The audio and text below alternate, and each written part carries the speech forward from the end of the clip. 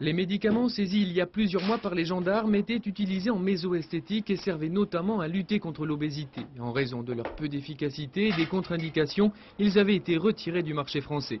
Pour satisfaire leurs clients et encaisser au passage une confortable marge commerciale, plusieurs dizaines de praticiens ont sauté le pas et commandé les produits via Internet. Il s'agit d'une dérive et probablement d'une infraction à certains articles du Code de déontologie.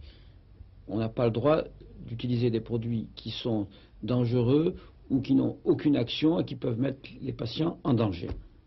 Ce sont des pharmaciens de Perpignan démarchés par une société espagnole et inquiets de la qualité des produits qui ont alerté les autorités sanitaires. On avait dans les produits des substances vénéneuses qui doivent faire l'objet d'un étiquetage, d'un conditionnement particulier qui appelle l'attention des professionnels de santé et des consommateurs, et que bien sûr sur le triac, l'héparine et la procaïne de méso-esthétique, il n'y avait bien sûr aucun de ces avertissements. Le site internet a été démantelé, mais nous avons assez peu de moyens, sauf des recherches, j'allais dire, assez aléatoires, d'en découvrir d'autres, sauf dénonciation de la part des réseaux, disons, de pharmaciens ou de médecins.